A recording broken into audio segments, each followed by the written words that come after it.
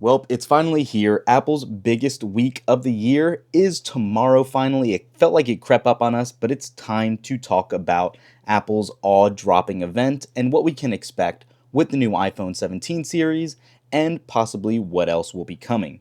So, first things first, let's talk about the iPhone 17 rumors by model.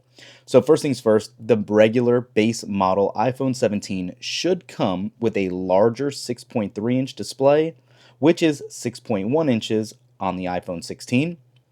We should finally in 2025 get a 120 hertz ProMotion display with always on capabilities across the lineup.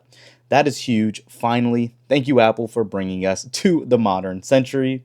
We should get a 24 megapixel front facing camera with improved 6-element lenses, the new A19 processor, Qi 2 wireless charging for up to 25 watts of wireless MagSafe charging, and some new colors as is typical.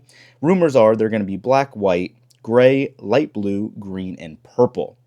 And then moving on to possibly one of the most anticipated phones is the iPhone 17 Air. Before we jump into this, I truly don't believe this is going to be the phone for most people, simply because you are losing cameras, you are losing battery capacity, and simply gaining a thinner phone. I don't know about you guys, comment down below. I would much rather take a thicker phone with better battery life than a thinner one, but here we are. So, this phone is supposed to be 5.5 millimeters thick with a 6.6-inch display, which will be the first on an iPhone. You are getting a very good middle ground display. That should be very good. You will have a lightweight titanium aluminum frame, a new camera bar that should have a somewhat of a runaway style with just that one single 48 megapixel lens, the A19 chip as well, and we should actually see the C1 modem that we did see on the 16E, which is Apple's own in-house modem. 12 gigs of RAM, 3000 milliamp battery capacity, which again, if you've been following along with battery capacity, this is kind of on the lower end now for iPhones. You will get an action button and a camera control button with that same 24 megapixel front facing camera. Same Qi 2 25 watt wireless charging, and colors for this are rumored to be black, white, light gold, and light blue. That light blue is kind of hinted in Apple's invite image to this. And then for the iPhone 17 Pro and Pro Max, we're going to have that very new distinct rear camera module that is going to come all the way across the top of the device. A new display with finally a higher maxed peak brightness. A new Apple-designed Wi-Fi 7 chip for faster connectivity. A 48 megapixel telephoto lens with 8x optical zoom.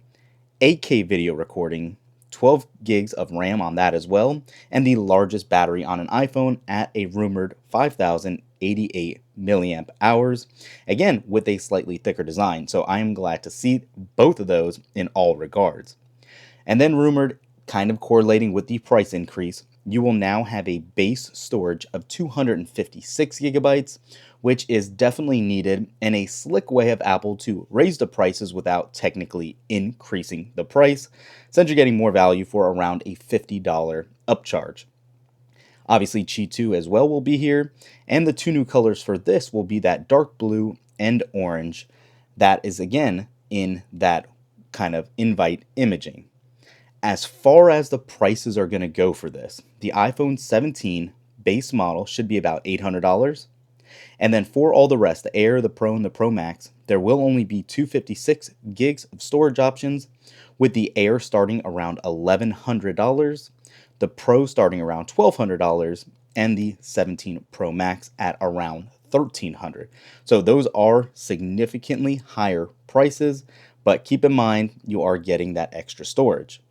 And additionally, too, once it's announced tomorrow, we should be able to get our pre-orders in around the 12th, with then the actual phones being available for walk-ins or for delivery on the 19th. So, again, all rumored right now, but it'll be very interesting to see if that's what ends up sticking. And aside from iPhones, then, what we're going to have are obviously the new Apple Watch Series 11, and finally, what I'm looking forward to, the Series 3 Ultra, a possibly new budget-friendly Watch SE that might actually be made of plastic. That's the rumor on that. And then AirPods Pro 3. These are supposed to actually feature new LED optical sensors for heart rate monitoring, and then obviously we'll have improved audio and noise cancellation. There's rumors about some cameras in this, but we'll have to see if that holds true as well. There are other potential products that Apple might release, including a newer version of the Vision Pro, hopefully a new Apple TV, and a HomePod Mini. This definitely seems to be a huge strategic change for Apple, or leading into a significant change, I should say, for Apple, possibly leading to a foldable next year and an all glass, all screen, so to speak, model for 2027. So there's plenty to come, and tomorrow should be one of the most exciting Apple events in a while. As far as some changes to the Apple Watch and all that, you can anticipate we finally will get a better display on the Ultras, kind of correlating with the Series 10 last year. But since we did not get an improved upgrade to the the Ultra 2 last year, that did not come, and there's no way that Apple will not bring their highest flagship watch those same specs.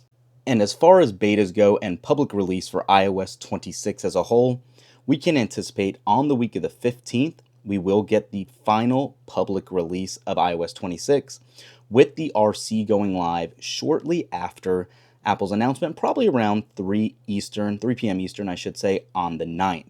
And then also on the week of the 15th, possibly on the same 15th or 16th, most likely the 16th, we should actually get the first beta of iOS 26.1. There hasn't been any leaks or rumors about what could be in this, so I'm very excited to see what is coming. Make sure to thumbs up and comment down below if you're excited about that beta and what you think could even be coming as well. But aside from that, there is a ton of stuff to come. I'm sure they're going to make it so you can't refuse wanting to upgrade. I'm really curious. Comment down below what you guys are most excited about for either the iPhones or the Apple Watch models that will be announced tomorrow. Thanks for watching. We'll catch you in the next one. Peace.